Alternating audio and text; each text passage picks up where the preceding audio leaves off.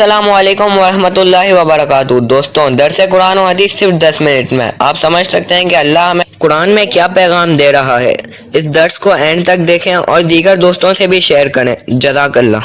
الحمدللہ رب العالمین والصلاة والسلام علی سید الانبیاء والمرسلین، اما بعد فاعوذ باللہ من الشیطان الرجیم، بسم اللہ الرحمن الرحیم۔ ناظرین کرام، ایک مرتبہ پھر حاضر ہوئے ہیں سلسلہ درس قرآن لے کر آپ کی خدمت میں۔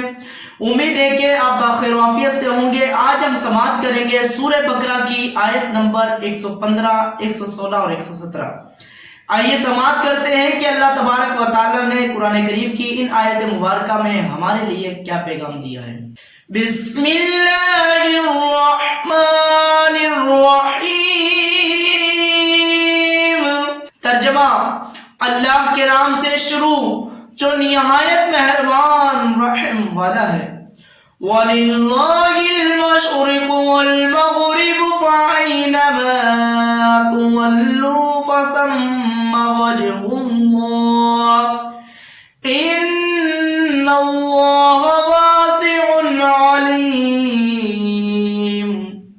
ترجمہ: اور مشرق اور مغرب سب اللہ ہی کا ہے، تم جدھر منہ کرو ادھر اللہ ہی کی رحمت تمہاری طرف متوجہ ہے۔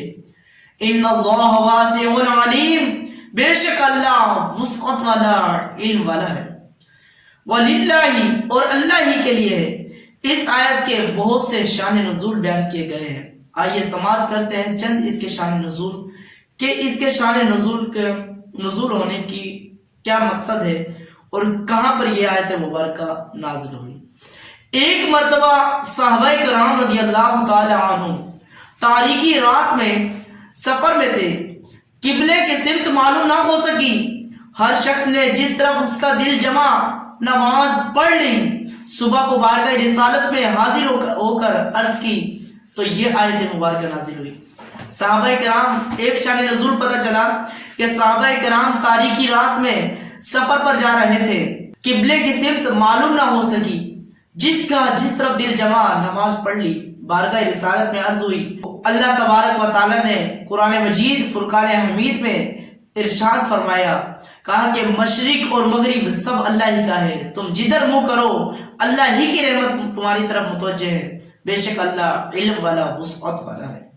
کہ حضرت عبداللہ بن عمر رضی اللہ تعالی عنہ فرماتے ہیں، یہ اس مسافر کے حق میں نازل ہوئی جو سواری پر نفل ادا کرے، اس کی سواری جس طرح متوجہ ہو اس کی طرف نماز درست ہے۔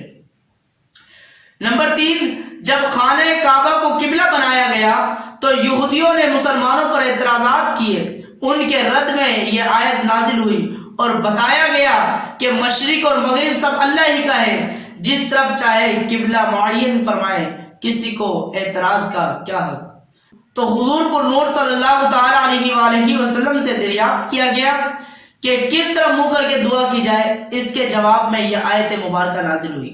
ناظرین کرام، 4 جو ہے شان نزول آپ کے سامنے رکھے، اور ایک شرعی مسئلہ یہ ہے کہ جہاں پر اگر مثال کے طور پر آپ کہیں سفر پر جا رہے ہوں، جنگل میں بیابان ہو، چٹیل میدان ہو، جہاں پر نہ مسجد ہو نہ لوگ ہوں، نہ آپ کو کوئی بتانے والا ہو کہ قبلہ اس طرف ہے، تو اب آپ کا کیا ذہن ہے کہ آپ کس طرح منہ کر کے نماز پڑھیں گے؟ آپ تحری کریں گے۔ تحری کا مطلب یہ ہے کہ سوچ و بچار کریں گے۔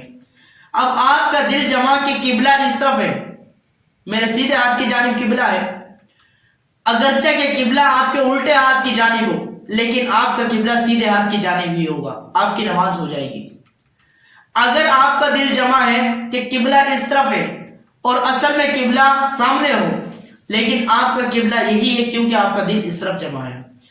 اب نماز شروع کر دی بندے نے، اب نماز پڑھ رہا ہے، الحمدللہ رب العالمین الرحمن الرحیم پڑھتا ہی جا رہا ہے۔ نماز کے دوران خیال آیا کہ جس طرف میرا منہ ہے اس طرف تو قبلہ ہے ہی نہیں، قبلہ تو سامنے کی جانب ہے۔ بندہ نماز کے اندر گھوم جائے۔ اب ایک دو رکعت ہوئی ہے، اب پھر خیال آیا کہ قبلہ تو اس طرف نہیں ہے، قبلہ تو سیدھے ہاتھ کی جانب ہے۔ نماز کے اندر ہی خیال آیا، نماز توڑنے کی ضرورت نہیں ہے، بلکہ اسی طرح وہ گھوم جائے، اس کا قبلہ وہی ہوگا۔ شان نزول کے متعلق ان کے علاوہ اور بھی کئی اقوال ہیں اس آیت مبارکہ کے۔ فَأَيْنَمَا تُوَلُّوا تم جدھر منہ پھیرو. معلوم ہوا کہ قبلے کی سمت معلوم نہ ہو سکے تو جس طرف دل جمے کہ خانہ کعبہ اس سمت ہوگا تو اس طرف منہ کر کے نماز پڑھے. اللہ تبارک و تعالی ہمیں صحیح معنوں میں عبادت کرنے کی، نماز پڑھنے کی توفیق عطا فرمائے. آئیے سماعت کرتے ہیں آیت نمبر 116. وَقَالُوا اتَّخَذَ اللَّهُ وَلَدًا سُبْحَانَهُ بَل لَّهُ مَا فِي السَّمَاوَاتِ وَالْأَرْضِ كُلٌّ لَّهُ قَانِتُونَ. ترجمہ: اور مشرکوں نے کہا کہ اللہ نے اپنے لیے اولاد بنا رکھی ہے، وہ پاک ذات ہے، بلکہ جو کچھ آسمانوں اور زمین میں ہے سب اس کی ملکیت ہے، سب اس کے حضور گردن جھکائے ہوئے ہیں. سبحانہ، اللہ پاک ہے. یہودیوں نے حضرت عزیر علیہ السلام کو اور عیسائیوں نے حضرت عیسیٰ علیہ السلام کو خدا کا بیٹا مانا، جبکہ مشرکین عرب نے فرشتوں کو خدا کی بیٹیاں قرار دیا. جیسے کہ تینوں چیزیں قرآن پاک میں مذکور ہیں، اور اس سب کی رد میں ایک آیت مبارکہ نازل ہوئی. قل هو اللہ احد اللہ الصمد لم یلد ولم یولد ولم یکن له کفوا احد.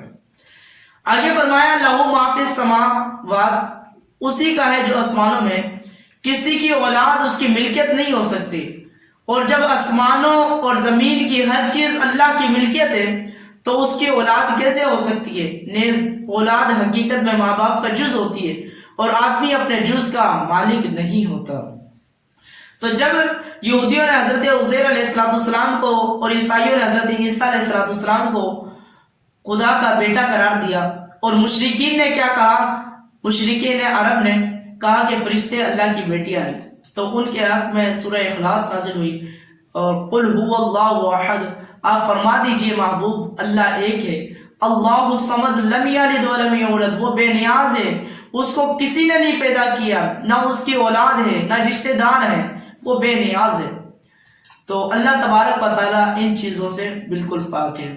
آگے فرمایا بدیع السماوات والارض واذا قضى امرا فانما يقول له كن فيكون.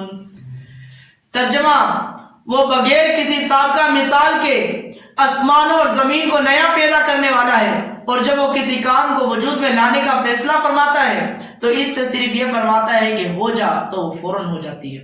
بدیع بغیر مثال کے بنانے والا. بدیع کا معنی ہے کسی چیز کو بغیر کسی سابقہ مثال کے نئے طور پر بنانے والا. اللہ تعالیٰ کے آسمانوں اور زمین کو پیدا کرنے سے پہلے نہ کوئی آسمان تھا نہ ہی زمین، تو اللہ تعالیٰ نے نئے طور پر اسے عدم سے وجود میں لایا. اللہ تعالیٰ تمام مخلوق کے اعتبار سے ہی بدیع ہے، کیونکہ اللہ تعالیٰ نے ہر چیز کو خود ہی وجود بخشا ہے، پہلے کسی شے کی مثال موجود نہ تھی. یعنی اس طرح نہیں ہے کہ یہ آسمان پہلے تھا تو اللہ تعالیٰ نے اس آسمان کو دیکھ کر اپنا آسمان بنایا ہے، زمین پہلے تھی اللہ نے اس زمین کو دیکھ کر اپنی زمین بنائی ہے. ایسا نہیں ہے، بغیر کسی سابقہ مثال کے آسمان اور زمین کو نیا پیدا کرنے والا ہے. اور اللہ تبارک و تعالیٰ جس چیز کو بھی پیدا کرنے کا فیصلہ فرماتا ہے تو اس کے بارے میں فرماتا ہے کہ کن فیکن، تو وہ ہو جاتی ہے. وَإِذَا قَضَى، جب فیصلہ فرماتا ہے، فیصلہ فرمانے سے مراد ارادہ کرنا ہے. جیسا کہ ایک اور مقام پر اللہ تبارک و تعالیٰ نے ارشاد فرمایا اس کا کام تو یہی ہے کہ جب کسی چیز کا ارادہ فرماتا ہے تو اس سے فرماتا ہے ہو جا تو وہ فوراً ہو جاتی ہے. اس آیت سے اصل مراد یہ ہے کہ ایسا ہونا ممکن نہیں ہے کہ اللہ تعالیٰ کسی شے کا ارادہ فرمائے اور وہ نہ ہو، بلکہ اللہ تعالیٰ کا ارادہ قطعی طور پر نافذ ہوتا ہے. اور کسی شے کو وجود میں لانے کے لیے اللہ تعالیٰ کو انسانوں کی طرح محنت اور مشقت کی کوئی ضرورت نہیں ہے، بلکہ اللہ تعالیٰ کا اس چیز کے وجود کا ارادہ فرما لینا ہی کافی ہے. یاد رہے کہ اللہ تعالیٰ کسی بھی کام میں کسی کا محتاج نہیں، اور اللہ تعالیٰ کا مختلف کاموں کے لیے فرشتوں کو مقرر کرنا حکمت ہے، حاجت نہیں ہے.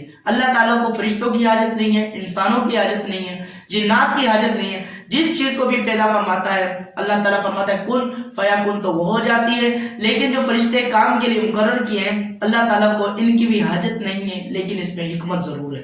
آمین بجاہ امین صلی اللہ تعالیٰ علیہ وآلہ وسلم. برائے مہربانی اس ویڈیو کو لائک کر دیں، چینل کو سبسکرائب کر کے بیل آئیکن دبا دیں تاکہ آپ کو آنے والی ویڈیو کی نوٹیفیکیشن ملتی رہے. جزاک اللہ خیرہ. اللہ آپ کو درس دیکھنے کا اجر عطا فرمائے. آمین.